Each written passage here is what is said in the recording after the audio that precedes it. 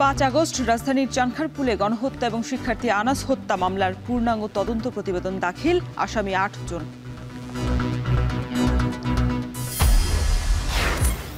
Prime Asia বিশ্ববিদ্যালয়ের শিক্ষার্থী পারভেজ হত্যা মামলায় 3 জন গ্রেপ্তার, বিকেলে তোলা হবে আদালতে।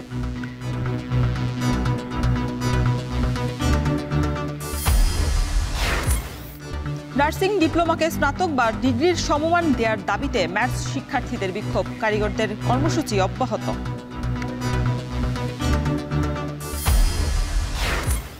সংস্কার প্রস্তাবনা নিয়ে ঐকমত্য কমিশনের সঙ্গে খেলাফত মজলিসের বৈঠক, ফ্যাসিবাদ পুনরুত্থান রোধ করাই কমিশনের লক্ষ্য।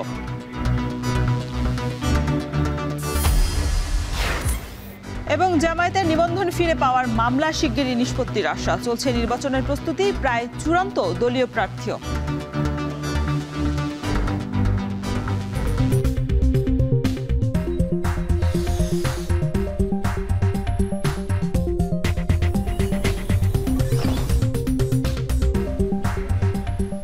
স্বাগত এখন ঢাকায়, সঙ্গে আছে আমি শরীফ রওশন।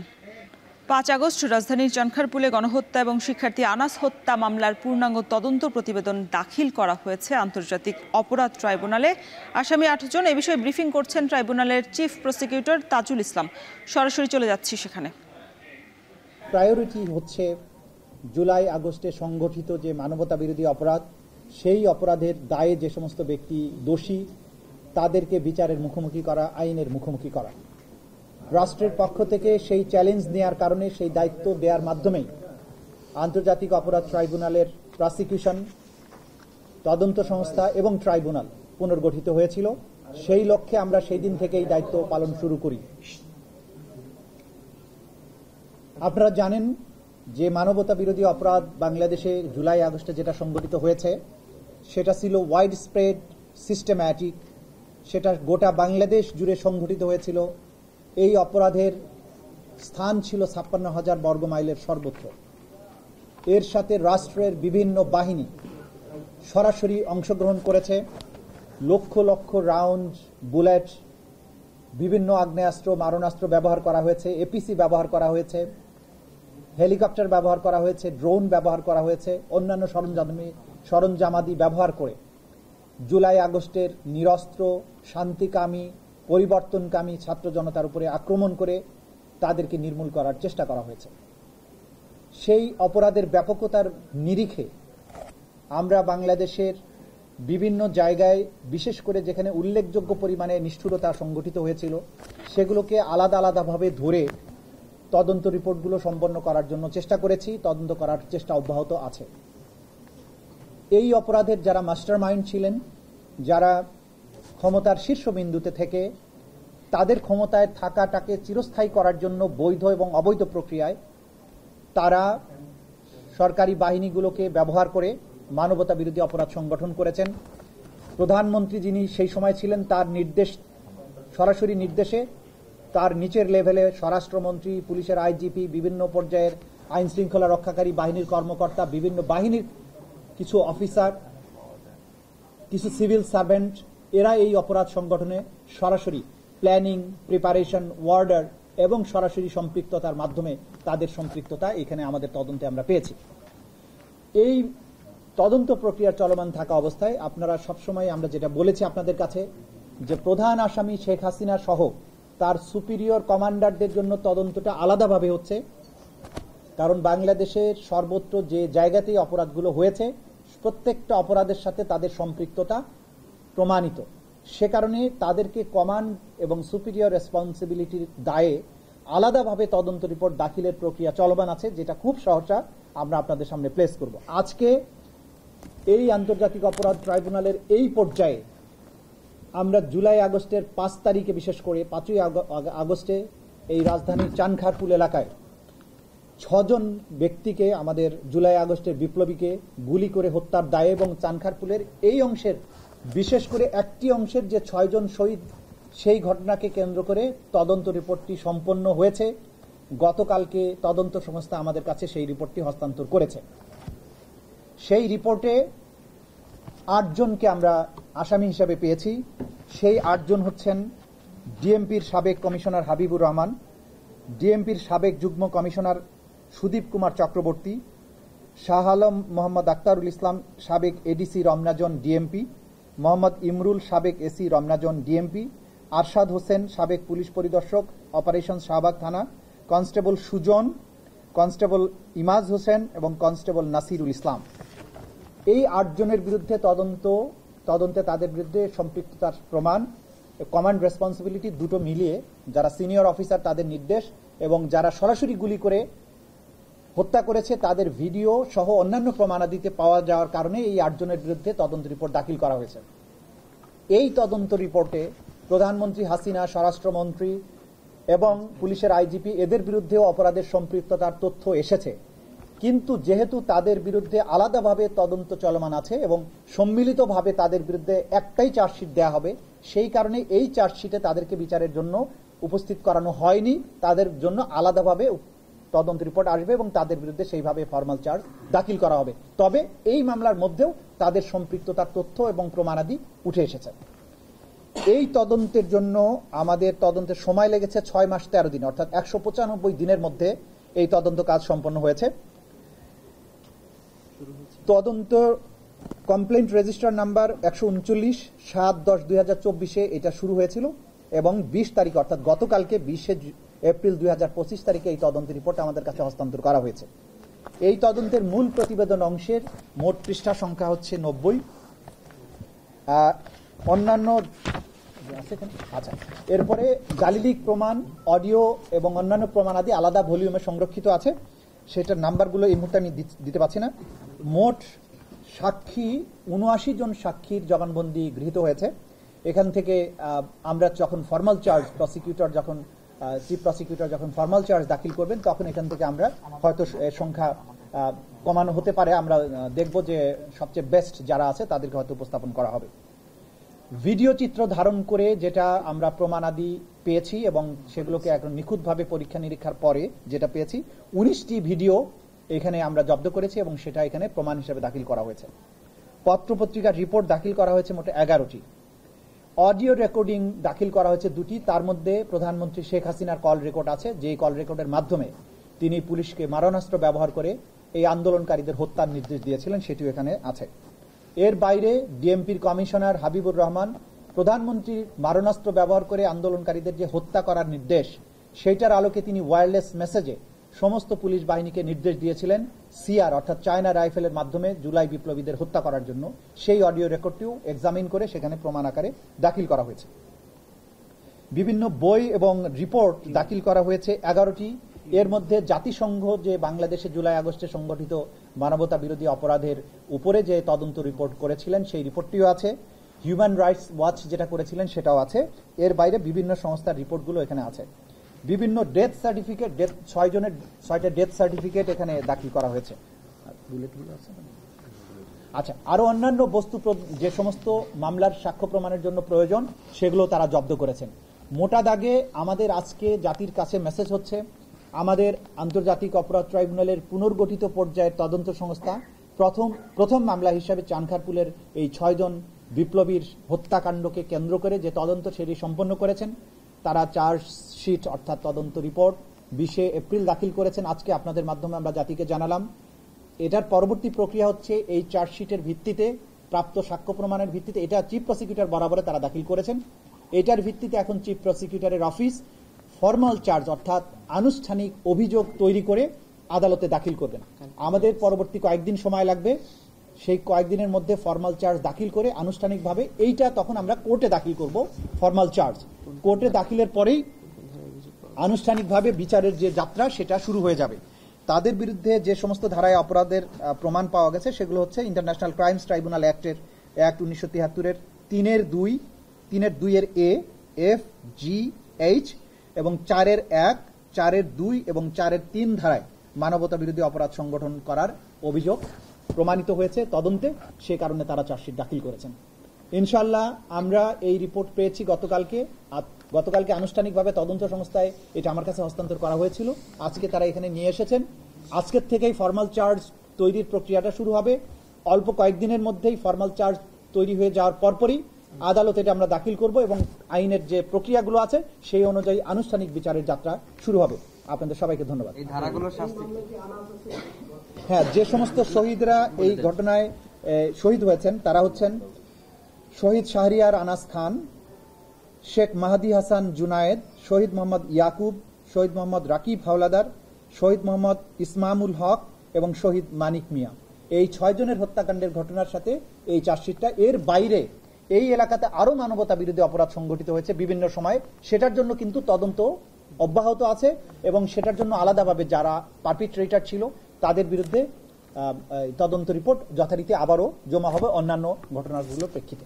মাননীয় চিফ প্রসিকিউটর, এটি কি তাহলে প্রথম আনুষ্ঠানিক অভিযোগ হিসেবে আপনারা আনবেন নাকি সাভারের লাশ পুরানো ওই না, আমরা যেহেতু প্রথমে এটা পেয়েছি এটাই প্রথমে আসবে। আশুলিয়ার যেটা লাশ পোড়ানোটা সেটাও ফাইনাল টাচ দেয়া হচ্ছে।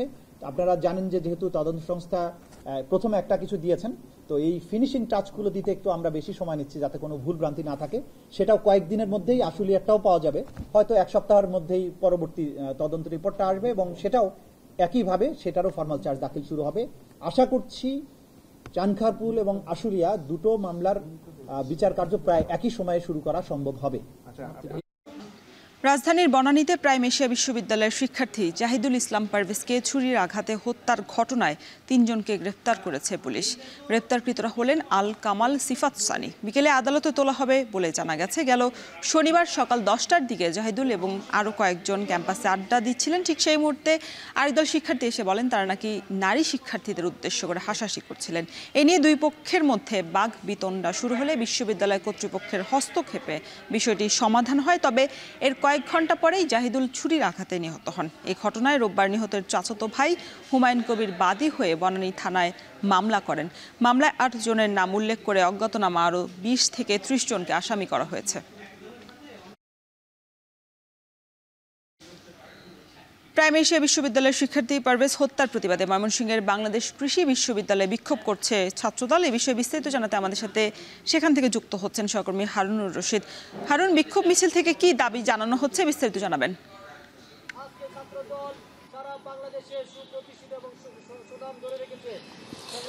রোশন, প্রাইম এশিয়া বিশ্ববিদ্যালয়ের শিক্ষার্থী রাজধানীর বনানীতে খুন হয়েছে দুর্বৃত্তদের দ্বারা ছাত্রদল কর্মী পারভেজ, এবং এই পারভেজ হত্যার প্রতিবাদ এবং জড়িতদের দৃষ্টান্তমূলক শাস্তির দাবিতে বাংলাদেশ কৃষি বিশ্ববিদ্যালয়ের ছাত্রদল নেতাকর্মীরা বিক্ষোভ কর্মসূচি পালন করছে।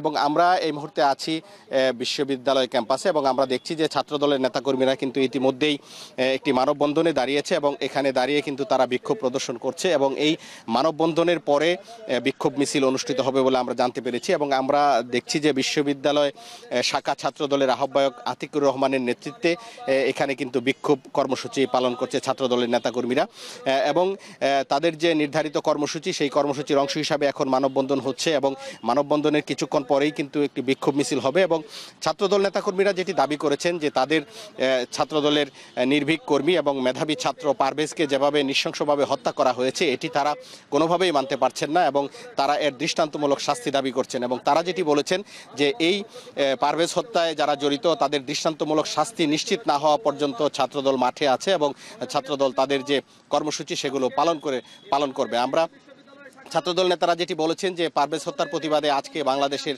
সকল শিক্ষা প্রতিষ্ঠানে বিক্ষোভ কর্মসূচি পালন করছে ছাত্রদলের নেতাকর্মীরা। তাদের একটাই দাবি, সেটি হচ্ছে যে এই মেধাবী ছাত্র যাকে দিন দুপুরে প্রকাশ্যে ছুরিকাঘাত করে হত্যা করা হয়েছে এর দৃষ্টান্তমূলক বিচার করতে হবে এবং যারা জড়িত তাদেরকে গ্রেপ্তার করে দ্রুত আইনের আওতায় এনে দৃষ্টান্তমূলক শাস্তি নিশ্চিত করতে হবে। আমরা জেনেছি যে ইতিমধ্যেই এই প্রাইম এশিয়া বিশ্ববিদ্যালয়ের শিক্ষার্থী ছাত্রদল কর্মী পারভেজ হত্যার ঘটনায় কিন্তু 3 জনকে আটক করা হয়েছে এবং ছাত্রদল নেতাকর্মীরা যেটি বলছেন যে 3 জনকে আটক করা হয়েছে। এছাড়াও এই ঘটনার সাথে যারা জড়িত, যারা ইন্ধনদাতা, সবাইকে আইনের আওতায় আনতে হবে এবং আইনের আওতায় যতক্ষণ পর্যন্ত না আনা হবে ততক্ষণ পর্যন্ত ছাত্রদল কর্মীরা কিন্তু তাদের যে বিক্ষোভ কর্মসূচি সেই বিক্ষোভ কর্মসূচি অব্যাহত রাখবে।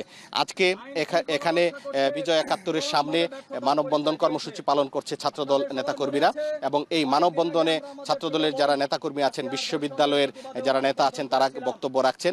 এরপর একটি বিক্ষোভ মিছিল বের হবে এবং সেই বিক্ষোভ মিছিলটি ক্যাম্পাসের বিভিন্ন সড়ক প্রদক্ষিণ করবে বলে আমাদেরকে বিশ্ববিদ্যালয় শাখা ছাত্র দলের নেতাকর্মীরা আমাদেরকে জানিয়েছেন। তো এই ছিল আমার কাছে ময়মনসিংহের বাংলাদেশ কৃষি বিশ্ববিদ্যালয়ের ছাত্রদলের বিক্ষোভের সর্বশেষ খবর। শিক্ষার্থী পারভেজ হত্যার প্রতিবাদে ময়মনসিংহে বাংলাদেশ কৃষি বিশ্ববিদ্যালয়ে বিক্ষোভ করছে ছাত্রদল। সে বিষয়ে বিস্তারিত জানাচ্ছিলেন আমাদের সহকর্মী হারুনুর রশিদ। দেখছেন এখন ঢাকা। ৬ দফা দাবি আদায়ে অনড় পলিটেকনিকের শিক্ষার্থীরা। আজও বিক্ষোভ কর্মসূচিতে অংশ নিয়েছেন চট্টগ্রাম পলিটেকনিকের শিক্ষার্থীরা। এই বিষয়ে বিস্তারিত জানাতে আমাদের সাথে যুক্ত হচ্ছেন সহকর্মী শোয়েব রহমান। শোয়েব, পলিটেকনিক শিক্ষার্থীদের বিক্ষোভের সবশেষ পরিস্থিতি কি জানাবেন? রওশন, বেলা 11টায় চট্টগ্রাম পলিটেকনিক ইনস্টিটিউট থেকে শিক্ষার্থীরা বিক্ষোভ মিছিল বের করেন এবং আজকে তারা লাল পতাকা হাতে নিয়ে সেই বিক্ষোভ মিছিল শুরু করেছেন। এই মুহূর্তে বিক্ষোভ মিছিলটি চট্টগ্রাম নগরীর ওয়াসা মোড় অতিক্রম করছে এবং আপনি দেখতেই পাচ্ছেন যে শিক্ষার্থীরা কিন্তু তাদের যে দাবি রয়েছে সেই ৬ দফা দাবির পক্ষে তারা স্লোগান দিচ্ছেন এবং তারা বলছেন যে দাবি আদায় না হওয়া পর্যন্ত তাদের যে ধারাবাহিক কার্যক্রম সেই ধারাবাহিক কার্যক্রম কেন্দ্র ঘোষিত কার্যক্রম তারা চালিয়ে যাবেন।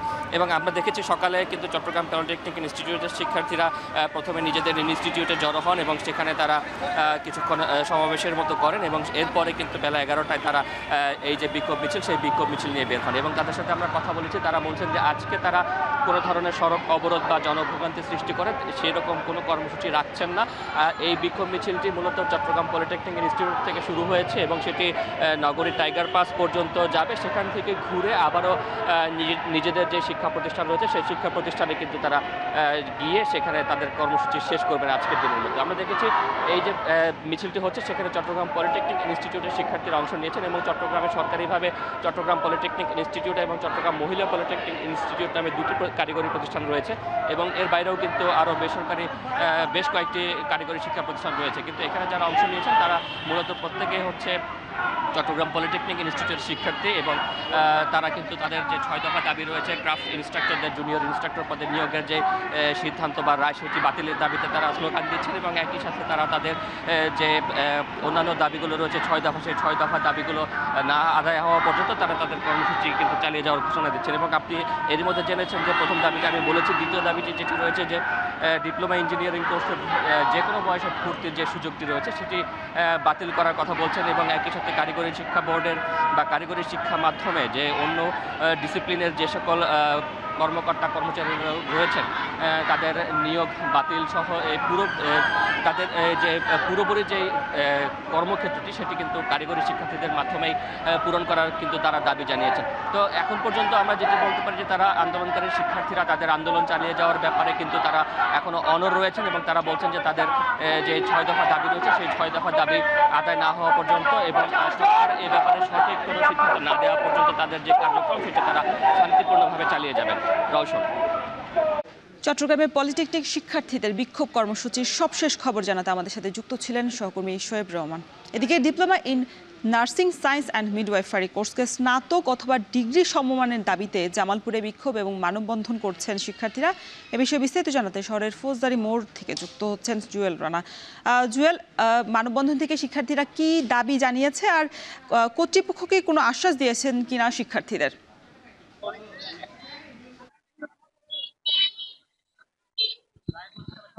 Roshan, diploma in science and midwifery যে শিক্ষার্থী রয়েছে তারা তাদের আজকে সারা বাংলাদেশে কেন্দ্রীয় কর্মসূচির অংশ হিসেবে তারা আজকে এই শহরের ফৌজদারির মোড়ে তারা মানববন্ধন বিক্ষোভ সমাবেশ করছে। আমার পিছনে দেখতে পাচ্ছেন কিন্তু শিক্ষার্থীরা আজকে এই মানববন্ধন তারা কিন্তু অংশ নিয়েছে। আজকে যেহেতু কেন্দ্রীয় কর্মসূচির অংশ হিসেবে আজকের এই মানববন্ধন, সেহেতু সরকারি এবং বেসরকারি যে science diploma and wifi midwifery যে শিক্ষার্থী রয়েছে তারা কিন্তু এই মানববন্ধন অংশ নিয়েছে। আমি সকাল থেকেই এই মানববন্ধন এবং বিক্ষোভ মিছিলে তাদের সাথে রয়েছে, তাদের বেশ কিছু শিক্ষার্থীর সাথে কথা বলেছি। তারা এক দফা দাবিতে আজকে এই মানববন্ধন কর্মসূচি পালন করছে, অর্থাৎ আজকে তারা তাদের এই কর্মসূচি পরে তাদের পরবর্তী কর্মসূচি তারা মানববন্ধন শেষে ঘোষণা করবে। তবে এখন পর্যন্ত আমরা প্রশাসন বা কাউকে এখন পর্যন্ত শিক্ষার্থীর সাথে কথা বলতে আমরা দেখিনি। তবে শিক্ষার্থীরা জানিয়েছে 2024 সালে তারা স্বরাষ্ট্র স্বাস্থ্য উপদেষ্টা প্রধান উপদেষ্টার সাথে তারা তার স্মারকলিপি দেশে তারা যোগাযোগ করেছে। তাদের এই যে মিড ওয়াইফাই যারা রয়েছে তাদেরকে স্নাতক অথবা ডিগ্রি সমমানের যে সম্মান দেওয়া সেটি দেওয়ার কিন্তু তারা দাবি জানিয়ে আসে। অর্থাৎ তাদের দাবি হচ্ছে তারা এইচএসসি পাশ করে এই diploma and science mid wifi যে রয়েছে তারা পড়াশোনা করে, অর্থাৎ 3 বছর পড়াশোনা শেষে তাদের একটি ইন্টার্নশিপ করেই তারপরে তারা চাকরিতে যোগদান করে, কিন্তু সেই দিক থেকে তারা অনেকটা বৈষম্যের শিকার হয়। অর্থাৎ তাদেরকে ওই এইচএসসি পাশের যে সম্মান সেটুকুই কিন্তু দেওয়া হয়। সেই জন্য তারা আজকে এক দফা দাবি নিয়ে তারা আজকে এই রাজপথে নেমেছে। এই ছিল জামালপুর থেকে আমার কাছে সবশেষ তথ্য। রৌশন। আর্থরা সামিটে অংশ নিতে 4 দিনের সরকারি সফরে আজ কাতার যাচ্ছেন প্রধান উপদেষ্টা ডক্টর মোহাম্মদ ইউনূস। সন্ধ্যায় কাতারের রাজধানী দোহার উদ্দেশ্যে রওনা হবেন তিনি। কাতারের আমির Sheikh Tamim bin Hamad Al থানির আমন্ত্রণে সফরে যাচ্ছেন ডক্টর ইউনূস। সেখানে তিনি সামিটে অংশ নেওয়ার পাশাপাশি কাতারের আমিরের সঙ্গেও বৈঠক করবেন। আগামী 22 এবং 23 এপ্রিল এই 2 দিন সামিটে উপস্থাপনা, অ্যাক্টিভ প্যানেল আলোচনা, কর্মশালা এবং গোলটেবিল বৈঠকের মাধ্যমে বিভিন্ন বিষয় নিয়ে আলোচনা হবে। তার সফর সঙ্গী হচ্ছেন পররাষ্ট্র এবং জ্বালানি উপদেষ্টা।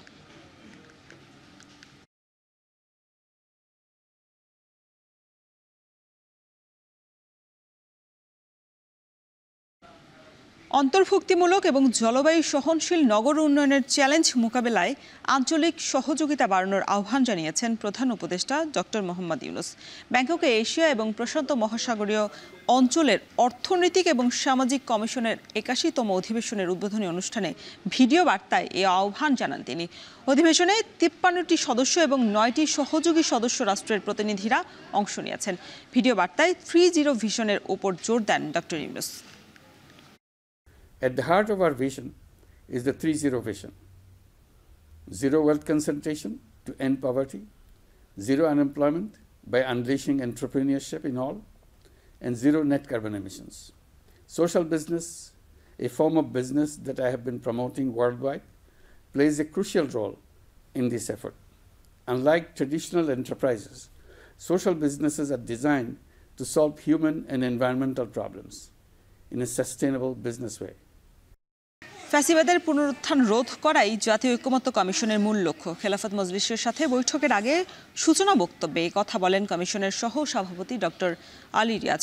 সকাল 10টায় জাতীয় সংসদ ভবনের এলডি হলে জাতীয় ঐকমত্য কমিশনের সঙ্গে খেলাফত মজলিসের প্রতিনিধি দলের বৈঠক চলছে। দলটির 3 সদস্যের প্রতিনিধি দলের নেতৃত্ব দিচ্ছেন সিনিয়র নায়েবে আমির মাওলানা ইউসুফ আশরাফ। বৈঠকের শুরুতে অধ্যাপক আলী রিয়াজ বলেন, জাতীয় ঐকমত্য কমিশনের প্রধান লক্ষ্যই বাংলাদেশ ফ্যাসিবাদের পুনরুত্থান রোধ করা। কমিশনে আহ্বানে গুরুত্বপূর্ণ মতামত দেবার জন্য রাজনৈতিক দলগুলোকে ধন্যবাদ জানান অধ্যাপক আলী রিয়াজ।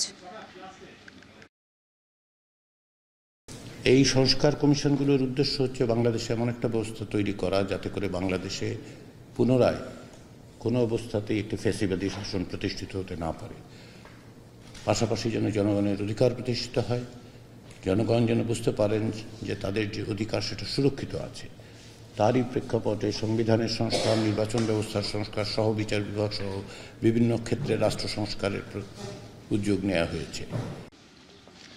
রাজুকের অনুমোদিত নকশা অনুযায়ী ভবন নির্মাণে আগ্রহী করা এবং অনুমোদিত নকশা বহির্ভূত নির্মাণ কাজে নিরুৎসাহিত করার লক্ষ্যেই মোবাইল কোর্ট পরিচালনা করছে রাজুক। সেখানকার সবশেষ খবর জানাতে আমাদের সাথে এই মুহূর্তে যুক্ত হচ্ছেন সহকর্মী ওমর ফারুক। ওমর, ভ্রাম্যমাণ আদালত পরিচালনায় রাজুক কোন কোন বিষয়ে নিরুৎসাহিত করছে, আর এখন পর্যন্ত কোনো বিষয়ে অভিযোগ পাওয়া গেছে কিনা? রওশন, আপনি যেমনটি জানাচ্ছিলেন, অর্থাৎ আজকে রাজুকের নির্বাহী ম্যাজিস্ট্রেটের নেতৃত্বে উত্তরাতে অভিযান পরিচালনা করা হচ্ছে। অর্থাৎ এখানে যে সকল ভবনগুলো নকশা বহির্ভূত নির্মাণ করা হয়েছে সেই ভবনগুলোতে কিন্তু আজকে রাজুক অভিযান পরিচালনা করছেন। আপনারা যেমনটি দেখতে পাচ্ছেন, আমরা কিছুক্ষণ আগেই দেখছিলাম যে অর্থাৎ একটি ভবন নকশা বহির্ভূত কিছু অংশ রাজুক কিন্তু ভেঙে রাজুকের পক্ষ থেকে সেটি ভেঙে ফেলা হয়েছে। তারা যেমনটি জানাচ্ছিলেন যে অর্থাৎ নকশার বাইরে অর্থাৎ যে সকল ভবনগুলো নির্মাণ করা হচ্ছে সেই সকল ভবনগুলো আসলে বর্ধিত অংশগুলো কিন্তু আসলে আজকে ভেঙে ফেলা হচ্ছে এবং এর পাশাপাশি ভবনগুলোর যে বিদ্যুৎ সংযোগ সেটিও কিন্তু আসলে বিচ্ছিন্ন করা হচ্ছে। আমরা এবং আমরা কিছুক্ষণ আগে যেমনটা দেখেছি এবং রাস্তার নকশা অনুযায়ী যে রাস্তার জায়গা না রেখে যে সকল ভবনগুলো নির্মাণ করা হচ্ছে তাদেরকেও কিন্তু সতর্ক করা হচ্ছে এবং জরিমানা আওতায় আনা হচ্ছে। আমরা এখন যেমনটি আমরা দেখছি এই যে ভবনটি আমরা দেখছি সেটিতে আসলে নকশা বহির্ভূত যে বর্ধিত অংশ রয়েছে সেটি কিন্তু ভাঙার জন্য রাজুকের যেই বাহনটি রয়েছে সেটি কিন্তু এই মুহূর্তে এখানে আছেন এবং হচ্ছে এই যে ভবনটি নকশা বহির্ভূত নির্মাণ করা হয়েছে সেই ভবনটির যে বিদ্যুৎ সংযোগ সেটিও কিন্তু বিচ্ছিন্ন করা হচ্ছে। আমরা কিছুক্ষণ আগে রাজুকের যে নির্বাহী ম্যাজিস্ট্রেট তার সাথে কথা বলে আমরা যেমনটা জেনেছি তিনি আমাদেরকে জানিয়েছেন অর্থাৎ রাজুকের নিয়মিত অভিযানের অংশ হিসেবে তারা কিন্তু আজকে উত্তরাতে অভিযান পরিচালনা করছেন। এর আগে তারা ডেমরা, বনশ্রী এবং পুরান ঢাকা নাজিমউদ্দিন রোড সহ বিভিন্ন জায়গায় তারা কিন্তু অভিযান পরিচালনা করেছিলেন।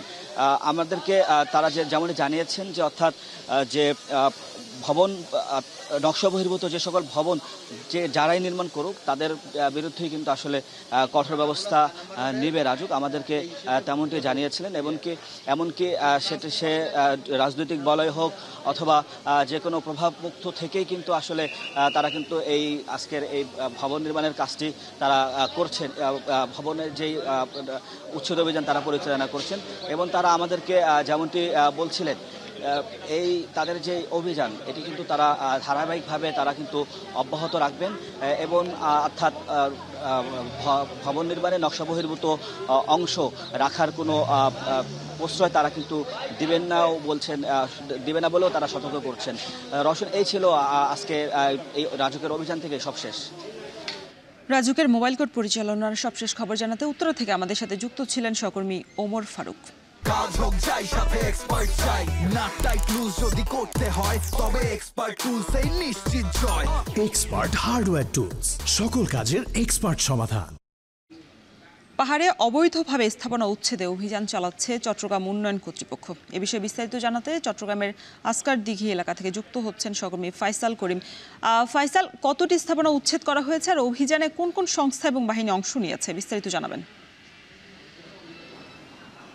রওশন, একটি ভবনে আসলে অভিযানটি চালানো হচ্ছে। নগরীর আসকার দিঘির যে সড়ক আছে সেই সড়কের একদম পাশে যেই পাহাড় ছিল, গ্রিনলেস পাহাড়, এখানে একটি বড় পাহাড় ছিল এবং সেই পাহাড়টি কেটে মূলত এই ভবনটি স্থাপনা করা হচ্ছিল এবং এখানে আসলে অধিকাংশ আশপাশে যে বিল্ডিং ভবনগুলো আছে সেগুলো কিন্তু বেশ কিছু ভবন কিন্তু পাহাড় কেটেই নির্মিত হয়েছে এবং আজকে যেই ভবনটিতে অভিযান চালাচ্ছে সিডিএ, সেটি নিয়েও দীর্ঘদিনের অভিযোগ ছিল, পরিবেশবাদীদের আন্দোলন ছিল এবং বারবারই আসলে তারা হাইকোর্ট থেকে এক ধরনের নিষেধাজ্ঞা নিয়ে আসছিল এবং এর আগেও বেশ কয়েকবার অভিযান চালিয়েছে সিডিএ। তবে আজকে আবার 1 থেকে 1.5 বছর পরে আবার সেখানে অভিযান চালাচ্ছে, যেহেতু এতদিন কিন্তু হাইকোর্টের একটি স্টে অর্ডার ছিল এবং সেই কারণে সিডিএ চাইলেও এখানে অভিযান চালাতে পারেনি। গতকাল হাইকোর্টের চেম্বার আদালত থেকে সেই স্টে অর্ডারটি উঠে যায় এবং তারপরে আসলে আইনগত কোনো জটিলতা না থাকার কারণে এখানে তারা অভিযান চালাতে পারছে এবং তারা বলছেন যে যারা সিডিএর কর্মকর্তা আছেন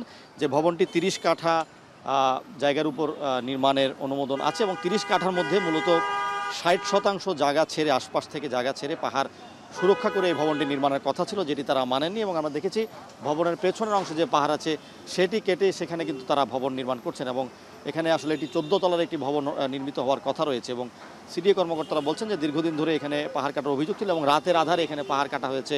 পুরো ভবনের সামনে একটি আচ্ছাদন দিয়ে, প্লাস্টিকের আচ্ছাদন দিয়ে কিন্তু যাতে কেউ না দেখে সেই জন্য কিন্তু পাহাড় কেটে এখানে এই ভবনটি নির্মিত হয়েছে এবং এটি নিয়ে দীর্ঘদিন অভিযোগ থাকলেও বারবার এখানে অভিযান চালাতে আসলে বেগ পেতে হয়েছিল। তো এবারও আসলে অভিযান চলছে, তবে যারা এখানে স্থানীয় আছেন বা যারা পরিবেশবাদী আছেন তারা চাইছেন যে এবার যাতে এটির একটি স্থায়ী সমাধান হয় এবং আপাতত তারা এই পাহাড়ের আশপাশে যে অংশটুকু এখানে স্থাপন করা হয়েছে সেই অংশটুকু ভেঙে ফেলছেন, অস্থায়ী যে অংশগুলো আছে সেগুলো ভেঙে ফেলছেন এবং তারা বলছেন যে আসলে এখানে যারা মালিক ছিলেন তাদেরকে কাউকে এখানে আজকে পাওয়া না যাওয়ার কারণে আসলে কোনো জরিমানা করতে পারেনি, তবে এখানে কিন্তু তারা অব্যাহত রাখবেন তাদের এই অভিযান। রওশন, অবৈধ স্থাপনা উচ্ছেদের সবশেষ পরিস্থিতি জানাতে চট্টগ্রাম থেকে যুক্ত ছিলেন সহকর্মী ফাইসাল করিম। দেখছেন এখন ঢাকা।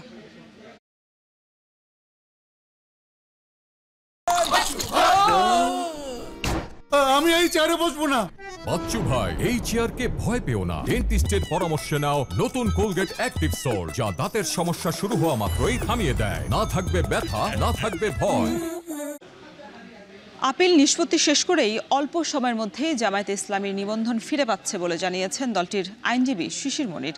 তবে আইনি জটিলতার মধ্যে নির্বাচনের প্রস্তুতি শেষ করছে দলটি। ইতিমধ্যে ঠিক করা হয়েছে দলীয় প্রার্থীও।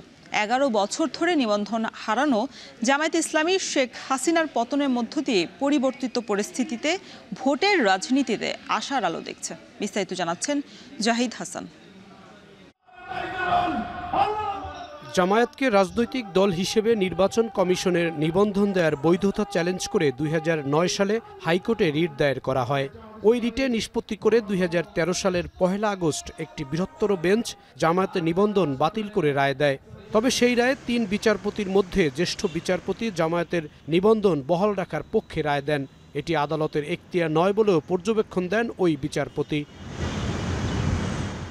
হাইকোর্টের রায় স্থগিত চেয়ে আবেদন করা হলে চেম্বার আদালত সাড়া না দিয়ে বিষয়টি প্রধান বিচারপতির নেতৃত্বে আপিল বিভাগের পূর্ণাঙ্গ বেঞ্চে শুনানির জন্য পাঠায়। তবে প্রায় এক যুগেও আপিল বিভাগ জামায়াতের নিবন্ধনের মামলাটি নিষ্পত্তি করেনি। 2023 সালের 19 নভেম্বর আইনজীবীর অনুপস্থিতি দেখিয়ে আপিল খারিজ করে দেয়া হয়। এরপর মামলার আর কোনো অগ্রগতি ছিল না। গেল বছরের 5 আগস্ট ছাত্র জনতার আন্দোলনে পতন হয় শেখ হাসিনার সরকারের।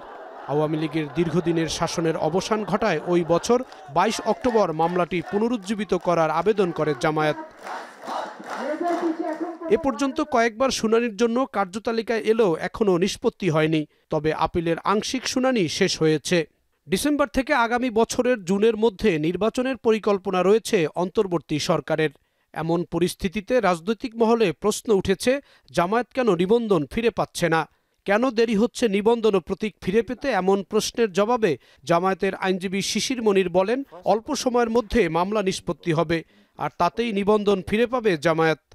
হাইকোর্টে এই ব্যাপারে দ্বিধা বিভক্ত। দ্বিতীয় কথা হলো, কেন হাইকোর্ট দ্বিধা বিভক্ত? কোন প্রশ্নে? হাইকোর্টের যিনি সিনিয়র বিচারপতি ছিলেন 3 জনের মধ্যে, তিনি নিবন্ধন বাতিল করেননি। তিনি আর্গুমেন্ট করেছেন এটা যে এইভাবে যদি একটা রাজনৈতিক দলের রিট পিটিশনের ভিত্তিতে আরেকটি রাজনৈতিক দলের নিবন্ধন বাতিল করে দেওয়া হয়, তাহলে রাজনৈতিক যে সংস্কৃতি আছে সেটি কোনোভাবেই ডেভেলপ করতে পারবে না। এবং নিবন্ধন পাওয়ার ক্ষেত্রে তো সকলেই আকাঙ্ক্ষিত, সকলেই মনে করছেন যে দ্রুতই এটা পাওয়া উচিত। যেহেতু একটা আদালতের প্রক্রিয়ার মধ্যে আছে, এই জন্য আদালতের নিষ্পত্তি করতে যত সময় লাগে এত সময় নিশ্চয়ই ধৈর্যের সাথে অপেক্ষা করতে হবে। প্রতীকের ব্যাপারে আমাদের ফুল কোর্টের একটি রেজলিউশন আছে। আমরা যখন রেজিস্ট্রেশনের মামলা নিষ্পত্তি করব, আমরা সেই ইস্যুটাও একই সাথে নিষ্পত্তি করার চেষ্টা করব। নিবন্ধনের আইনি জটিলতা শিগগিরই কেটে যাবে এমন প্রত্যাশার কথা জানিয়ে ঢাকা মহানগর দক্ষিণের আমির নুরুল ইসলাম বুলবুল বলেন, জামায়াত পুরোদমে নির্বাচনী কার্যক্রম চালিয়ে যাচ্ছে। রাজনীতিতে জামায়াত এখন যে কোনো সময়ের চেয়ে শক্তিশালী। অবৈধ ফ্যাসিস্ট হাসিনা সরকার সম্পূর্ণ অন্যায়ভাবে আমাদের নিবন্ধন সবগুলো শর্ত পূরণ করার পরও আমাদের নিবন্ধনকে বাতিল করেছে। এটা রাজনৈতিক উদ্দেশ্য প্রণোদিত হয়েই গভর্নমেন্ট এটা করেছে। আমরা শঙ্কা করছি না, তবে ষড়যন্ত্র চক্রান্ত তো জামাতের বিরুদ্ধে সবসময় ছিল, এখনও আছে। আর জামাত একটা রাইজিং ফোর্স। জামাতের হাতে সৎ, দক্ষ, যোগ্য সকল সেক্টরে নেতৃত্ব দেওয়ার মতো ম্যান পাওয়ার রয়েছে। জামাতে রয়েছে বিপুল পরিমাণ জনগণের সমর্থন। আদালতের প্রক্রিয়ার মাধ্যমে, আমরা ন্যায় বিচারের মাধ্যমে এটি ফিরে পাব আমরা আশা করছি, এবং জনগণও সেটি প্রত্যাশা করে। গত 15 বছর আওয়ামী লীগের শাসনামলে রাজনৈতিক দল হিসেবে সবচেয়ে বেশি নির্যাতনের শিকার হয়েছে জামায়াত। দলটির নেতারা এই দাবি করে বলেন, আগামীতে জামায়াতের বিরুদ্ধে আর কোনো ষড়যন্ত্রই সফল হবে না। জাহিদ হাসান, এখন, ঢাকা। এবার দেশের বাইরের খবর। নেতানিয়াহু বিরোধী বিক্ষোভ উত্তেজনায় ইসরায়েলে পুলিশ জনতার মধ্যে ব্যাপক সংঘর্ষ হয়েছে। গাজায় হামলা চালানোর মধ্য দিয়ে নেতানিয়াহু ধ্বংস ছাড়া আর কিছুই অর্জন করেননি বলে মন্তব্য তাদের। তাই স্লোগানে নেতানিয়াহুকে মিথ্যাবাদী এবং অপরাধী প্রধানমন্ত্রী হিসেবে আখ্যা দিয়েছেন বিক্ষোভকারীরা। বিস্তারিত জানাচ্ছেন তৌহিদুর রহমান। এবার ইসরায়েলি বাহিনীর সঙ্গে সংঘর্ষে জড়ালো স্বয়ং ইসরায়েলিরাই। নেতানিয়াহু বিরোধী বিক্ষোভ থেকে ছড়ায় এই উত্তেজনা। ধাক্কাধাক্কি করে পুলিশের ব্যারিকেড ভেঙে ফেলেন বিক্ষোভকারীরা। বেনিয়ামিন নেতানিয়াহুকে অপরাধী প্রধানমন্ত্রী হিসেবেও আখ্যা দিয়ে স্লোগান দিতে দেখা যায় বিক্ষোভকারীদের। যতদিন হামাস ততদিন যুদ্ধ, নেতানিয়াহুর এমন কট্টর নীতির কারণে বিক্ষোভকারীরা ক্ষোভে ফুঁসছেন। আন্দোলনকারীরা বলছেন, গাজায় হামলা চালিয়ে নেতানিয়াহু ধ্বংস ছাড়া আর কিছুই অর্জন করতে পারেননি। আর যুদ্ধ বন্ধ না করে 59 জিম্মিকে ফিরিয়ে আনার পথও অনিশ্চয়তার দিকে ঠেলে দিচ্ছেন বলে মনে করছেন ইসরায়েলিরা। এমনকি গাজায় নিরীহ মানুষকে হত্যার বিষয়টিও মেনে নিতে পারছেন না অনেক ইসরায়েলি বিক্ষোভকারী। The military pressure is not bringing the opposite. The military pressure is killing them. So this war is just a war that had to end many months ago. There's no purpose. There are no achievements anymore. You think the people here don't care from the people in Gaza? When we do care about them, we think there are too many people innocent that were killed. Netanyahu প্রতি নিঃশ্বাসে নিঃশ্বাসে মিথ্যা বলে যুদ্ধ দীর্ঘায়িত করতে চায় বলেও অভিযোগ ইসরায়েলি বিক্ষোভকারীদের। এমনকি নেতানিয়াহু যে মিথ্যাবাদী তা সারা বিশ্ব জানে বলেও মন্তব্য করেন তারা। I can't say more than that. He lies like I breathe. Touhidur Rahman, এখন বিশ্ব। সিলেট থেকে যুক্ত হয়ে বাংলাদেশ জিম্বাবুয়ের টেস্টের খবর জানাতে আমাদের সাথে যুক্ত ছিলেন সহকর্মী ওয়াসিউল হক পান্থ। শেষ করছে এখন ঢাকা, তার আগে শিরোনামগুলো জানিয়ে দিচ্ছি আরও একবার। 5 আগস্ট রাজধানীর চাংখারপুলে গণহত্যা এবং শিক্ষার্থী আনাস হত্যা মামলার পূর্ণাঙ্গ তদন্ত প্রতিবেদন দাখিল, আসামি 8 জন। প্রধানমন্ত্রী যিনি সেই সময় ছিলেন তার সরাসরি নির্দেশে বিভিন্ন বাহিনীর কিছু অফিসার তাদের সম্পৃক্ততা এখানে আমাদের তদন্তে আমরা পেয়েছি। প্রাইম এশিয়া বিশ্ববিদ্যালয়ের শিক্ষার্থী পারভেজ হত্যা মামলায় 3 জন গ্রেপ্তার, বিকেলে তোলা হবে আদালতে।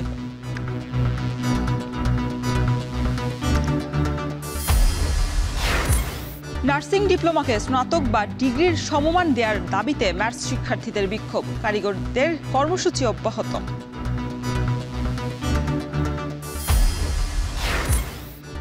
সংস্কার প্রস্তাবনা নিয়ে ঐক্যমত্য কমিশনের সঙ্গে খেলাফত মজলিসের বৈঠক, ফ্যাসিবাদ পুনরুত্থান রোধ করাই কমিশনের লক্ষ্য।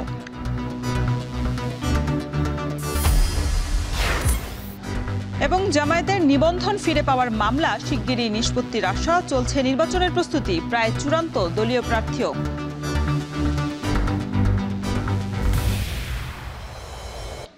এই ছিল এখন ঢাকার আয়োজনে। এখন টেলিভিশন ওয়েবসাইটে দেখতে ভিজিট করুন www.ekon.tv, এছাড়া ফেসবুকে দেখতে ভিজিট করুন facebook.com/tv.ekon এবং ইউটিউবে দেখতে ভিজিট করুন youtube.com/c/ekontv।